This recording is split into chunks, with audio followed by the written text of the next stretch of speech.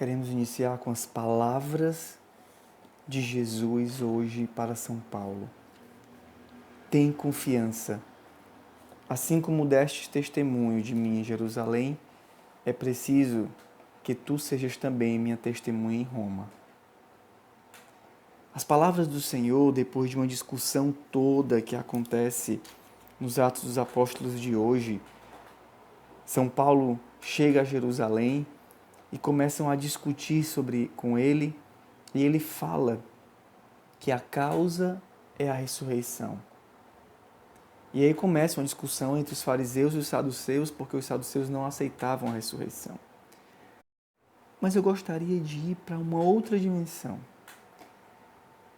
No meio de toda essa confusão, Paulo é colocado literalmente como um instrumento.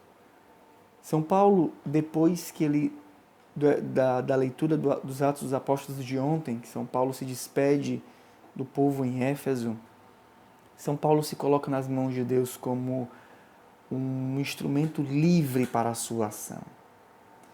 E vendo essa manifestação de Deus na vida de Paulo, nós vamos vendo uma relação íntima que Deus tem com Paulo.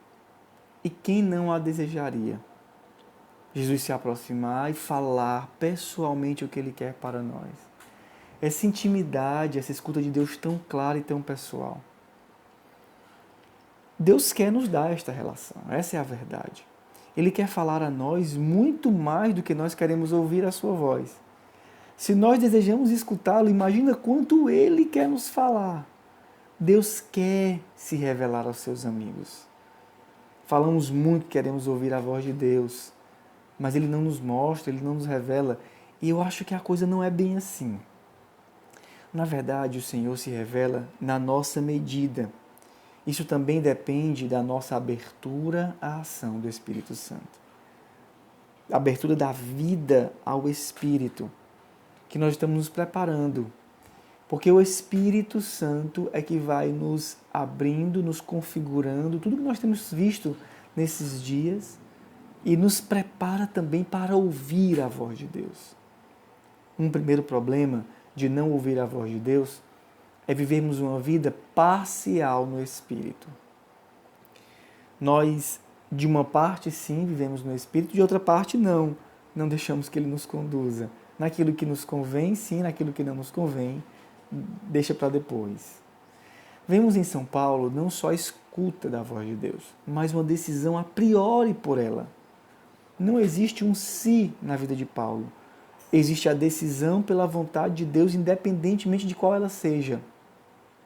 São Paulo se considera já morto para este mundo. Então, o que Deus disser, ele faz. São Paulo não se opõe à vontade de Deus. São Paulo, na verdade, vive como aqueles que nasceram do Espírito.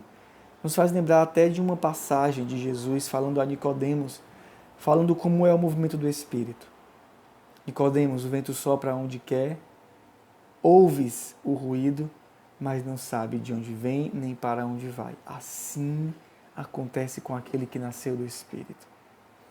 O homem que nasceu do Espírito, não que vive uma vida parcial no Espírito, mas que nasceu do Espírito, é conduzido pelo Espírito, como um vento que sopra, que leva e que traz. É um instrumento livre nas mãos de Deus. O homem conduzido pelo Espírito, ele é um parceiro de Jesus. E é interessantíssimo perceber em São Paulo essa parceria com Jesus. Jesus quer chegar a Roma e conta com um seu parceiro para chegar a Roma.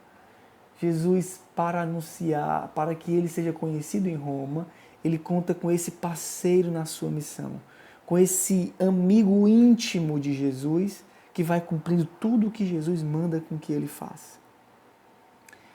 O nosso problema, um outro problema, é que nós queremos ouvir a voz de Deus como se nós fôssemos ler um jornal. Para quê? Só para saber mesmo. Está lendo esse jornal para quê? Não só para saber como é que estão as coisas no mundo.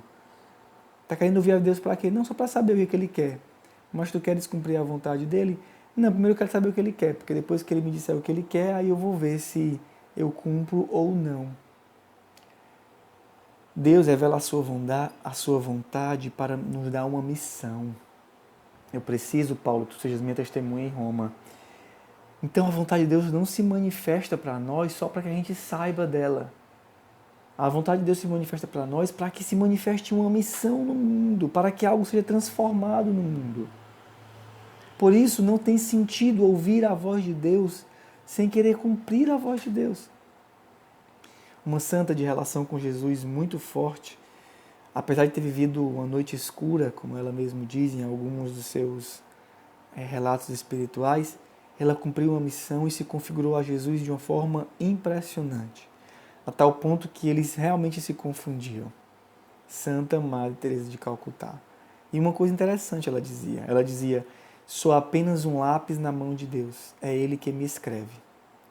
Sou um lápis, é Ele que me escreve, é o Senhor. Essa mulher nasceu da água e do Espírito. E o vento sopra e ela segue o movimento do Espírito. É o que Jesus pede ao Pai no Evangelho. Jesus pede ao Pai, e Ele pede ao Pai pelos seus e por aqueles que ainda não são os seus, mas que acreditarão na sua palavra. Pai Santo, eu não te rogo apenas por eles, mas também por aqueles que vão crer na minha palavra. Ele pede por nós. E Ele pede por nós como? Para quê? Ele pede por nós, por Paulo, aqueles que vão crer ainda na sua palavra. Para quê? Para que o amor com que me amastes esteja neles e eu mesmo esteja neles. Eu mesmo esteja neles. O que Jesus quer é estar em nós. O amor dele esteja em nós e ele mesmo esteja em nós. Essa é a vida no Espírito. Não é simplesmente fazer duas coisinhas ou ouvir a voz de Deus naquilo que eu quero. É Deus habitando em nós, para que Ele esteja em nós. Jesus quer não só nos falar, Ele quer estar, Ele quer viver em nós. Ele quer nos configurar a Ele. Jesus quer nos dar o seu Espírito e revelar a sua vontade. Mas nós precisamos nascer do Espírito. E está aí, estamos às vésperas do Pentecostes.